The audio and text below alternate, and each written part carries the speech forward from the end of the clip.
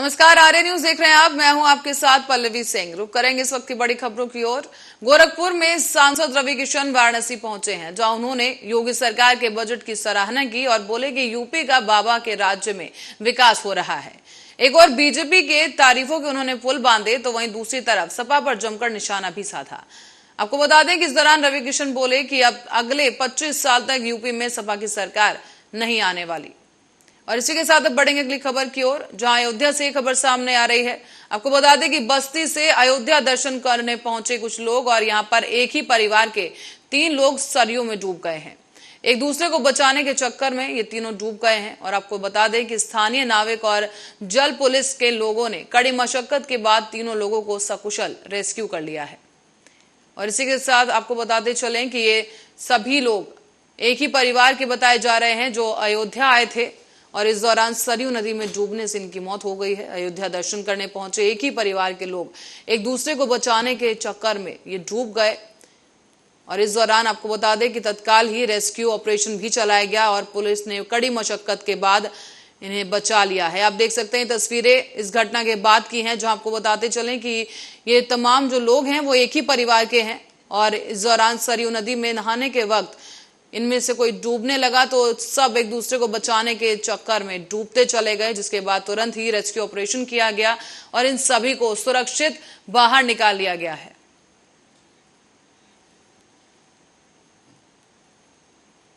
वहीं मिर्जापुर में सूचना प्रौद्योगिकी मंत्रालय द्वारा अधिकृत CHC e governance services India limited ने राज्य परिवहन मंत्री दयाशंकर सिंह और जिलाधिकारी श्री प्रवीण कुमार लश्कार के दिशा निर्देशन में कॉमन सर्विस सेंटर ने सड़क सुरक्षा अभियान के अंतर्गत जन जागरूकता के लिए बाइक रैली निकाली।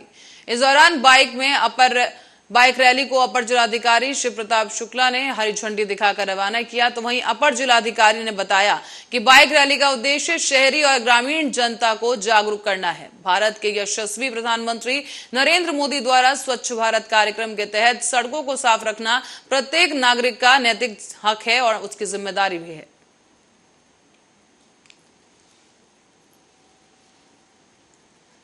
और खबर रायबरेली से है, जहां पर बछरावा कोतवाली क्षेत्र से सड़क हादसे का एक मामला सामने आया है। यहां पर एक कार का टायर फट जाने से कार अनियंत्रित होकर सूखी नहर में जा गिरी है। और आपको बता दें कि इस दौरान कार में एक महिला गंभीर रूप से घायल हो गई है। घायल महिला को फौरन ही अस्पताल में भर्ती करवाया गया और कार चालक अनुराग ने बताया है कि उनकी गाड़ी का टायर फट जाने की वजह से गाड़ी अनियंत्रित होकर एक नहर में जा गिरी थी। कैसे हुआ हादसा, ये क्या हुआ? अरे गाड़ी 40 की स्पीड में थी, यहीं पर गाड़ी डिस्बैलेंस जो भी हुआ, आउट ऑफ कंट्रोल थी गाड़ी और फिर सीधे यहीं आ गई। नहीं, टायर भी फट गया हमारा। टायर फट गया, पिछला टायर फटने से आवाज थोड़ा उसमें दे चोटें नहीं है किसी को? चोट किसी को नहीं है, खाली गाड़ी डैमेज। कैसे हुआ? रायबरेली में विधायक रहे स्वर्गीय शिव गणेश लोधी का फैमिली ड्रामा सड़क पर आ गया है। यहां शिव गणेश लोधी की तीसरी पत्नी गुड़िया ने वर्तमान सपा विधायक राहुल लोधी पर गंभीर आरोप लगा दिए हैं। इस दौरान हरचंदपुर से सपा विधायक राहुल लोधी शिव गणेश लोधी की दूसरी पत्नी का बेटा है और राहुल लोधी की सौतेली मां गुड़िया ने आरोप लगाया है कि उसका सौतेला बेटा विधायक राहुल लोधी उसको अपने ही घर में नहीं घुसने दे रहा। उनका यह भी आरोप है कि विधायक राहुल लोधी असलों को अपने मित्रों के साथ लेकर विधायक लिखी गाड़ी से घूमते हैं। और इसी मामले की शिकायत लेकर राहुल लोधी की सौतेली मां SP से शिकायत करने पहुंची थी।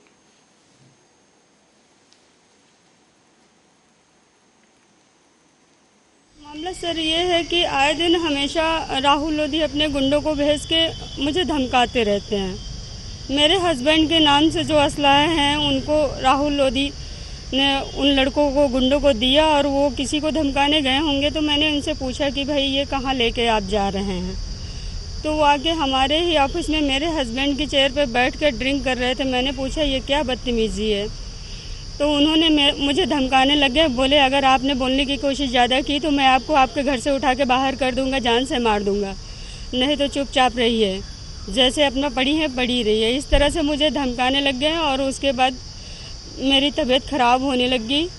मैं जाके लखनऊ गई और वहाँ फिर मैं एडमिट हो गई, जो कि मैं यहाँ पे आके नहीं SP ऑफिस नहीं आके एप्लीकेशन दे पाई। उसके बाद में वहाँ से फ़ोन पे मैंने बताया तो इन लोगों ने कहा कि अगर मेरे खिलाफ़ अगर आवाज़ उठाया तो हम जान से मार देंगे हॉस्पिटल में।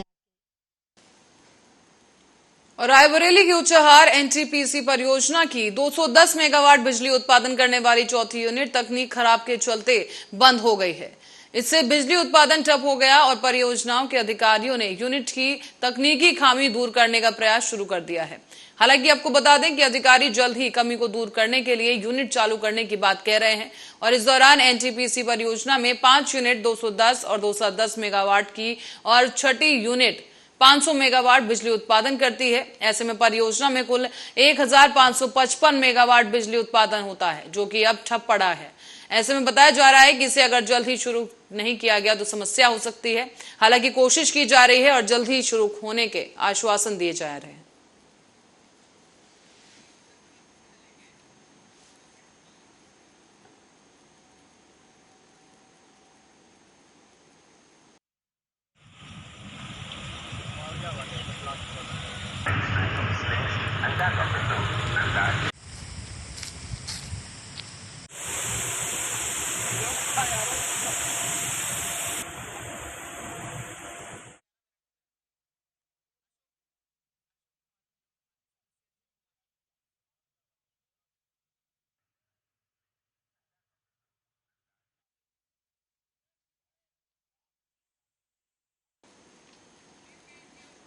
और इस बीच गोरखपुर के सांसद रवि किशन वाराणसी पहुंचे, जहां उन्होंने योगी सरकार के बजट की सराहना की है।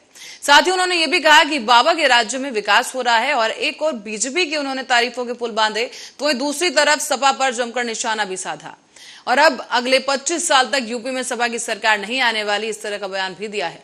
और क्या कुछ कहा रवि किशन ने अपने इस बयान में, आप भी सुनिए। नहीं, बहन जी को फिर मालूम नहीं, बहन जी के थोड़ा बाहर निकले के चाहिए, बाहर के दुनिया के भी जानब जरूरी बा। भारतीय जनता पार्टी के साथ बच्चा बच्चा जुड़ा है क्योंकि एक भविष्य मिला है। भारतीय जनता पार्टी यशस्वी प्रधानमंत्री पूज्य महाराज जी के रास्ते पे चलते हुए एक नई दुनिया दे दी, एक नया भारत, एक नया उत्तर प्रदेश है। ऐसी कोई कानून व्यवस्था और सारी सुविधाओं के साथ आज सुसज्जित ये देश और कोरोना काल में वैक्सीन बनाते हुए आगे बढ़ता जा रहा है। तो बहन जी को थोड़ा अपने महल से बाहर आना चाहिए। इतने बड़े नेता माननीय अखिलेश जी, उनके द्वारा ऐसे शब्द का प्रयोग बहुत ही दुखद, राजनीति के लिए काला दिन। राजनीति गलियारों में भी इसको बहुत ही अभद्र भाषा की तरह देखा गया। मीडिया कर्मियों को भी अच्छा नहीं लगा। देश को, उत्तर प्रदेश की नज़र में उन्होंने अपनी छवि को धूमिल किया। इमेच्योरिटी हार। चलिए अब बढ़ेंगे अगली खबर की ओर। रायबरेली के लालगंज क्षेत्र में स्थित भैरव मिश्र गांव में बना एक सामुदायिक स्वास्थ्य केंद्र प्रशासन के आदेश नहीं मान रहा है। यहाँ आपको बता दें कि सबसे बड़ी बात यह रही कि 24 घंटे सेवा का बोर्ड लगाने के बावजूद भी यहाँ 24 घंटे छोड़िए बल्कि 12 घंटे सेवा मिलना भी मुश्किल है। यहाँ ना कोई डॉक्टर है, ना ही कोई फार्मासिस्ट है, जिसकी वजह से गांव में मरीजों को काफी दिक्कतों का सामना करना पड़ता है। इस दौरान उप मुख्यमंत्री ब्रजेश पाठक के निरीक्षण का कोई फर्क पड़ता नजर नहीं आ रहा।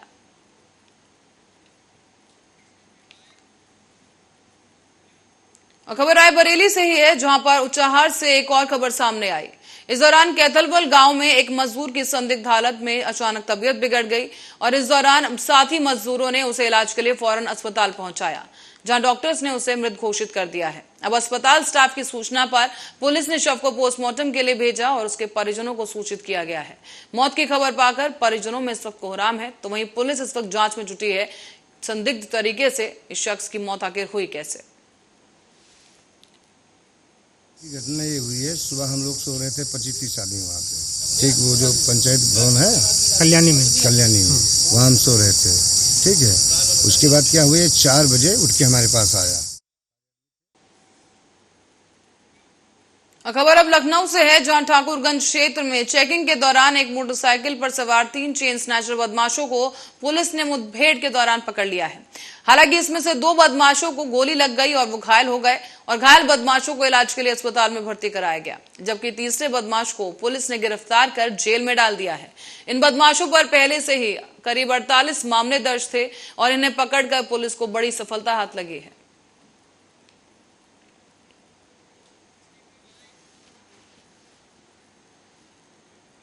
और खबर मथुरा से सामने आ रही है, जहां भारत के माननीय प्रधानमंत्री नरेंद्र मोदी का सबसे पहला लक्ष्य भारत को स्वच्छ बनाना, जिसमें प्लास्टिक, पॉलिथीन, ग्लास प्लेट अवैध है।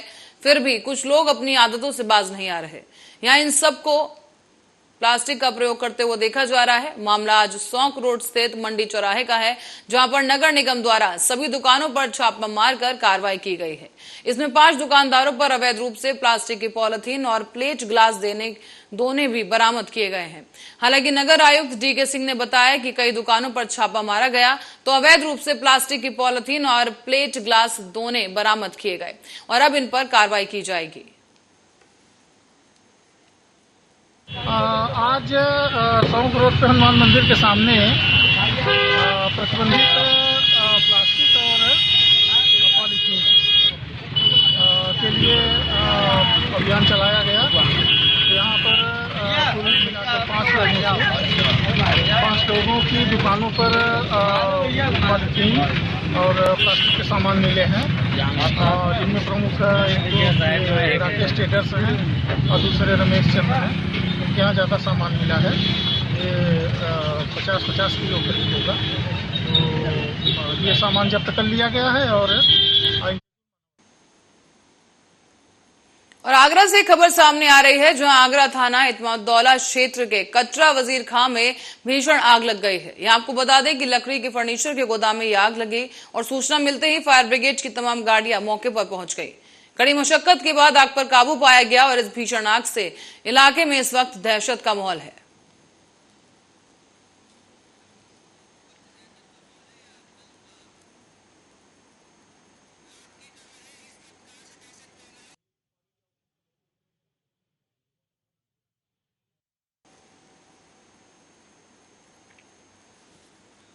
और इस बीच हरदोई में यातायात नियमों को तोड़ना लोगों की आदत में शामिल हो गया है। यातायात नियमों के प्रति जागरूकता अभियान का भी इन पर कोई असर नहीं होता। और आपको ये भी बता दें कि परिवहन विभाग ने वाहन चेकिंग अभियान चलाया और चालान से ही उनकी जेब भर गई। साल भर में चले इस अभियान के दौरान 6,700 लोगों के वाहनों के चालान किए गए, जबकि 1,000 वाहन बंद करवा दिए गए और इन सभी पर 2.5 करोड़ रुपए का जुर्माना भी लगाया गया है। लेकिन बावजूद इसके अभी भी लोग ट्रैफिक नियमों को ताक पर रखकर सड़क पर यात्रा कर रहे हैं।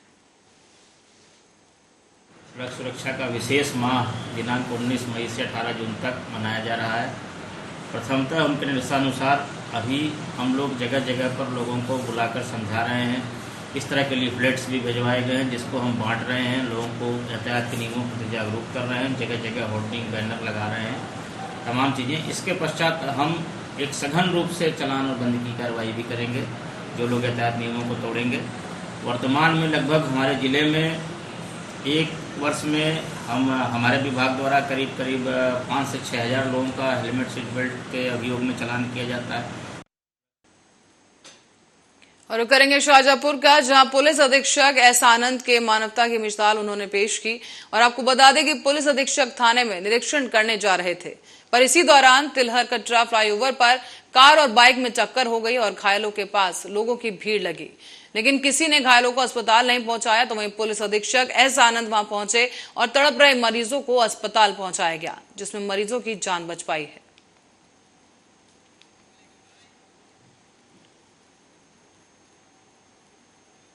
और पीने के पानी के लिए मिर्जापुर जिले के हलिया विकासखंड के लहुरदहा गांव में लोग बेहाल हैं। इन्हें कार्ड के माध्यम से पानी की आपूर्ति की जाती है और पानी की समस्या के चलते कोई अपनी बेटी की शादी इस गांव में करना नहीं चाहता। इस गांव में ये समस्या आज से नहीं बल्कि आजादी के समय से बताई जा रही है और आज तक पानी की समस्या का यहाँ कोई निदान नहीं हो सका है। कई सरकारें बदली, लेकिन इस इलाके में अभी भी पानी की समस्या जस की तस बनी हुई है। इस गांव के लोग घर से करीब 2 किलोमीटर दूर पहाड़ के झरने से पानी भरने को मजबूर है और यहाँ पर टैंकर से जलापूर्ति की जा रही है। दुख है यहाँ। घर से झरना कितना दूर है? घर से अरे 2 किलोमीटर। 2 किलोमीटर पानी भरती है? हाँ, दिन भर में मनाई 3 बार 4 बार जाते हैं झरना पानी के। टैंकर तीसरे रोज देता है मनाई हिसाब है, एक डब्बा एक जने के पीछे। तो यहाँ गर्मी में बताओ साहब कि नहाए मनाई कि पिए कि धंधा चिंत करे। रोज पानी नहीं देता? नहीं, रोज नहीं देती। अब काल दिए रहा, आज नहीं दी। यहाँ पे पानी की बहुत बड़ी समस्या है। और ये आदिकाल से हम जब से देख रहे हैं, लगभग मेरा 40 वर्ष मेरा उम्र हो चुका है और उसके पहले से ये समस्या यहाँ पे बनी हुई है। कैसे पानी सप्लाई कर रहे हैं, कितना निकल रहा है? पानी के स्रोत यहाँ पे बरसात के समय तो रहते थे, कुछ झरने वगैरह के माध्यम से पानी और कुछ तालाब वगैरह में भर जाया करते थे, लेकिन अब धीरे धीरे पानी का लेवल नीचे जा रहा है, जिससे पानी अब आए दिन यहाँ पे 12 महीने पानी की किल्लत हो गई है। अब यहाँ 12 महीने टैंकर से पानी की सप्लाई की जा रही है यहाँ पे। तो इस बीच बांदा में लगातार बिजली की समस्याओं को लेकर शिकायतें सामने आ रही हैं और इसी के चलते अब जिलाधिकारी अनुराग पटेल, अधिशासी अभियंता विद्युत वितरण खंड ग्रामीण कार्यालय और 2 उपखंड अधिकारी विद्युत कार्यालय का औचक निरीक्षण करने पहुंचे। निरीक्षण के दौरान अलग अलग तरह की खामियां पाई गईं, जिस पर सख्त नाराजगी जताते हुए जिलाधिकारी ने अधिशासी अभियंता विद्युत समेत दोनों उपखंडों के लगभग 37 अधिकारी और कर्मचारियों समेत वेतन रोकने का आदेश दिया है। साथ ही आपको ये भी बता दें कि इस दौरान तत्काल कर्मियों को और इन खामियों को दूर करने की और दुरुस्त करने के लिए भी निर्देशित किया गया। 10 बजे के लगभग अधिशासी अभियंता विद्युत ग्रामीण खंड और एसडीओ काली देवी मंदिर और एसडीओ पीली कोठी विद्युत विभाग के 3 कार्यालयों का निरीक्षण किया है।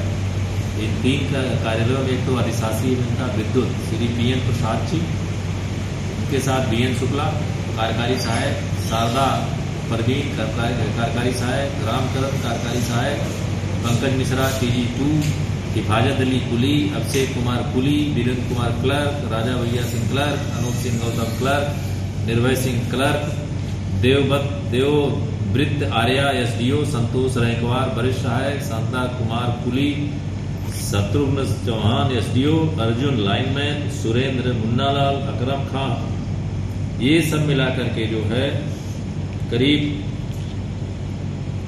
33-34 कर्मचारी अधिकारी समय उपस्थित बने। और इस बीच बरेली के राजेंद्र नगर में इलेक्ट्रॉनिक दुकान में शॉर्ट सर्किट की वजह से भीषण आग लग गई। आपको बता दें कि इस दौरान क्षेत्रवासियों की मदद से दमकल विभाग की टीम ने दुकान का शटर तोड़कर आग पर काबू पाया, लेकिन तब तक दुकान में रखा लाखों का सामान जलकर राख हो चुका था। दमकल की टीम ने घंटों की कड़ी मशक्कत के बाद आग पर काबू पा लिया, लेकिन तब तक दुकान में काफी भारी भरकम नुकसान हो चुका था।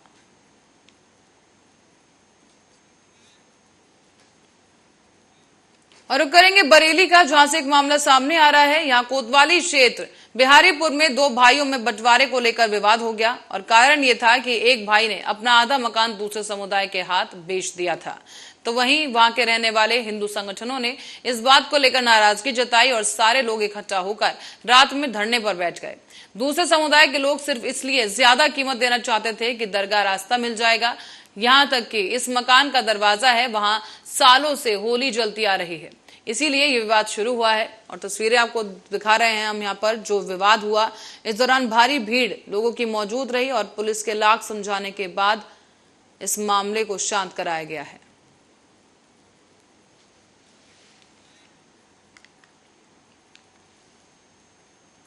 रुक करते हैं अगली खबर की ओर। फतेहपुर से खबर सामने आ रही है, जहां बिजली के शॉर्ट सर्किट की वजह से देर रात को एक घर में आग लग गई। आग लगने की वजह से घर का सारा सामान जलकर खाक हो गया है। और आपको बता दें कि पीड़ित पक्ष में यहां 11 मई को एक लड़की की शादी में मिला दहेज का सारा सामान जलकर राख हो गया। काफी मशक्कत के बाद ग्रामीणों ने आग पर काबू पाया है, लेकिन तब तक काफी नुकसान हो चुका था। सर आग लाइट थी, रात को आंधी चली तो उसमें 2-3 बार लाइट आई गई, तो शायद तार के सर्किट से खिंचाव हुआ और उससे हो सकता उससे लग गई। कितना नुकसान हुआ आपका? नुकसान तो बहुत हुआ है। आप लोग कहाँ सोए हुए थे? सब लोग बाहर सोए हुए थे, अंदर आग। और फतेहपुर से एक बड़ी खबर सामने आ रही है, जिससे आपको रूबरू करा दें कि लगातार हो रहे उप निरीक्षकों के तबादले से जुड़ी ये खबर है, जो कि फतेहपुर से सामने आई है। पुलिस अधीक्षक ने ये बड़े तबादले किए हैं, जहां 5 उप निरीक्षकों के तबादले किए गए हैं। इन तबादलों को उप निरीक्षक ने किया है और इसके बाद ही अब उप निरीक्षकों में हलचल का माहौल है। पुलिस अधीक्षक के द्वारा ये तबादले किए गए हैं। लगातार तबादलों के दौर के बीच एक और ये बड़ी खबर सामने आई है, जहां पर 5 उप निरीक्षकों के तबादले किए गए, जिसके बाद से ही उप निरीक्षकों में हलचल का माहौल है और तबादलों को लेकर उप निरीक्षकों के बीच इस वक्त सनसनी का माहौल है और इसी के साथ ही पुलिस अधीक्षक द्वारा ये 5 बड़े तबादले किए गए हैं।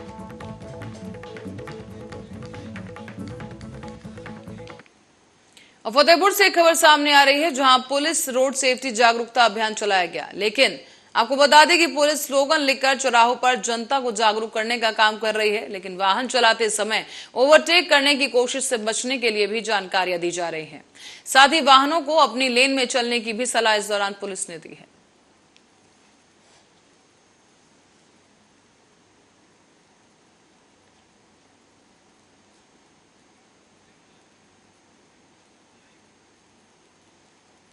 और इस बीच फतेहपुर से एक बड़ी खबर सामने आ रही है जो आपको बता दें कि चोरी के आरोप में पुलिस ने युवक को पीटा है।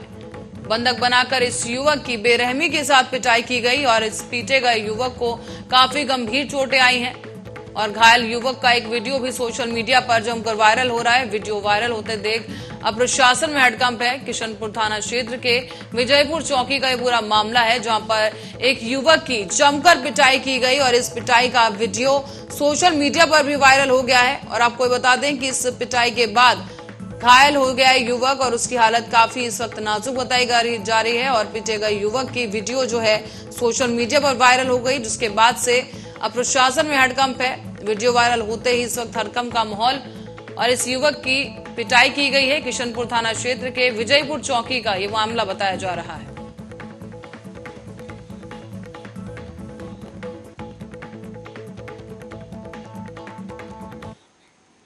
लखीमपुर खीरी के बडालीपुर गांव निवासी अपनी पत्नी के साथ पेपरमिंट के खेत में निराई करने गए थे, लेकिन इस दौरान पति और पत्नी के बीच मामूली कहासुनी हो गई। इसके बाद ही पति ने फावड़े से अपनी पत्नी पर कई बार हमला कर दिया, जिससे महिला बुरी तरह से घायल हो गई है। आपको बता दें कि इस दौरान स्थानीय लोगों ने घायल महिला को अस्पताल में भर्ती करवाया और इस दौरान रास्ते में ही उसकी मौत की खबर सामने आई है। हमारी चाची हैं हाँ। और इन्होंने मार पीट दिया था। किसने? चाचा ने और चाची ने। तो काहे से किया था? अब कहते हैं कि फावड़ा लग गया, हम तो वहाँ पर थे नहीं। अच्छा, आप थे नहीं। तो आपने जब ये सील मोहर की जा रही थी तो देखा तो होगा, सब लाश तो देखी होगी? हाँ, लाश तो देखी। तो कहाँ से खून बह रहा था, क्या था? हाँ, खून तो बह रहा। कहाँ से? यहाँ गर्दन से। गर्दन से बह रहा था। अच्छा, लड़े चाची चाचा से? जी। कोई और नहीं? कै बजे घटना है ये बेटा? अब टाइम हम नहीं देखे थे। लगभग सुबह दोपहर में। आज ही दोपहर घटना है। क्या नाम था चाचा का? मुकेश सिंह। मुकेश सिंह। पिताजी का नाम? यशवंत सिंह। और अब रुक करेंगे महाराजगंज का, जहां से खबर सामने आई है, जहां अपने बैच में टॉपर रहे ADM doctor Pankaj Kumar Verma civil सेवा परीक्षा की तैयारी कर रहे हैं। अभ्यर्थियों को अपने बिजी कार्य शेड्यूल से समय निकालकर महाराजगंज के जवाहरलाल नेहरू पीजी कॉलेज में 50 से ज्यादा अभ्यर्थियों को सिविल सेवा की तैयारी कराने में ये जुटे हुए हैं। साथ ही अभ्यर्थी अपने जिले के डीएम से शिक्षा पाकर काफी खुश और रोमांचित महसूस कर रहे हैं। वर्ष से अभ्युदय योजना की कक्षाएं शुरू की गई थी पूरे प्रदेश के सभी मंडलों में और अभी हाल में हर जनपद में इसकी क्लासेस शुरू की गई। हमारे जनपद में पीजी कॉलेज में इसकी क्लासेस पहले से भी चल रही थी और हम लोग चुनाव की व्यवस्था के चलते इसको ध्यान नहीं दे पाए। अब हम लोगों ने क्लास लेना शुरू किया है। इसमें अधिकारियों का एक ग्रुप हम तैयार कर रहे हैं जो अभी लगातार एग्ज़ाम दे रहे हैं, उनको भी इसमें जोड़ा जाएगा। आज मैंने भी क्लास ली, काफ़ी अच्छा अनुभव रहा। हम लोग इससे पहले भी अलीगढ़, सहारनपुर, बिजनौर 3 जगह क्लास ले चुके हैं। अलीगढ़ में स्थायी रूप से क्लासेस चल रही हैं, तो वहाँ चूँकि हम ऑनलाइन क्लास ले ही रहे हैं 2 सप्ताह में, तो उन्हीं क्लासेस से हम इन बच्चों को जोड़ेंगे और इन बच्चों की आगे गुणोत्तर। तो यहाँ आगरा से ये खबर सामने आई है, जहां सीएम योगी आदित्यनाथ के दूसरे कार्यालय के शुरू होने के बाद दूसरे कार्यकाल में प्रत्येक शहर में अब अतिक्रमण हटाओ अभियान जोरों शोरों से चलाया जा रहा है। यहाँ आपको बता दें कि अतिक्रमण हटाओ अभियान की टीम का नेतृत्व नायब तहसीलदार रवीश कुमार कर रहे हैं, जहां उन्होंने बताया कि इस अभियान को लगातार आगे भी जारी रखा जाएगा। थाना क्षेत्र में माननीय मुख्यमंत्री जी के निर्देश के अनुरूप सारा अतिक्रमण अभियान चलाया जाएगा। पहले व्यापार मंडल, बाकी जो टैक्सी स्टैंड, ऑटो स्टैंड, बाकी जितने भी लोग थे यहाँ पर, उन सभी की मीटिंग पहले ली गई थी 1 हफ्ते पहले और उनको सूचित किया गया था कि आज थाना दिवस को इनको जो भी अतिक्रमण इन्होंने कर रखा है, जहाँ इनकी दुकान है उससे पीछे। तो इस बीच आगरा का ताजमहल पिछले कई दिनों से विवादों में रहा है, जहां पर जगत गुरु परमहंस आचार्य ने ताजमहल में भगवा धारण कर प्रवेश करना चाहा तो उनको उसके बाद भाजपा नेता ने चमेली के फर्श के नीचे बंद तहखाने को खोलने के लिए पीएल दाखिल की है। और अब एक बार फिर से एक नया विवाद खड़ा हो गया, जहां दरअसल इस ताजमहल में नमाज अदा करने का ही विवाद है। आपको बता दें कि हैदराबाद से आए पर्यटकों ने ताजमहल परिसर में नमाज अदा की और कर्मचारियों को पता भी नहीं चला, लेकिन इस दौरान सीआईएसएफ की नजर से वो बच नहीं सके और उन्हें सीआईएसएफ सिपाहियों ने दबोच लिया है। साथ ही सिविल पुलिस के हवाले उन्हें कर दिया गया है और अब पुलिस ने 153 में चालान कर आगे की कार्रवाई की।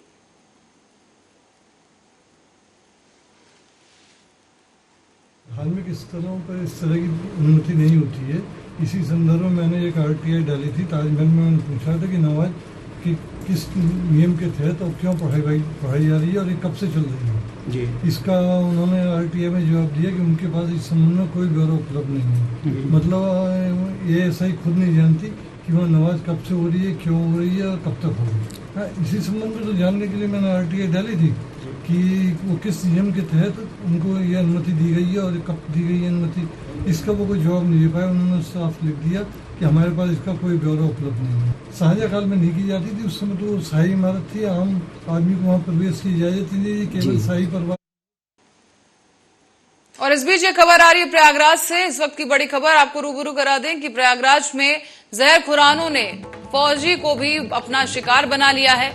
नशीली चाय पिलाकर पहले बेहोश किया, फिर उसका बैग उड़ाकर वहां से फरार हो गए। आपको बता दें कि सेना के जवान के साथ ठगी का यह मामला हुआ है, जहां पर सेना के जवान पहुंचा था छिपकी स्टेशन और पुलिस की सूचना पर अब परिवार के लोग वहां पहुंचे हैं और जवान को अस्पताल में भर्ती कराया गया है।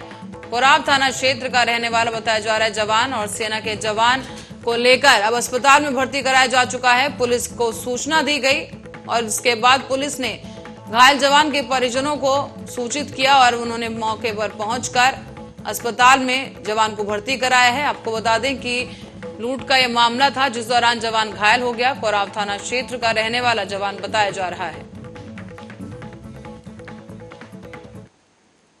और इसी के साथ ही बुलेटिन में फिलहाल के लिए इतना ही। आप बने रहे हमारे साथ, देखते रहे आरा न्यूज।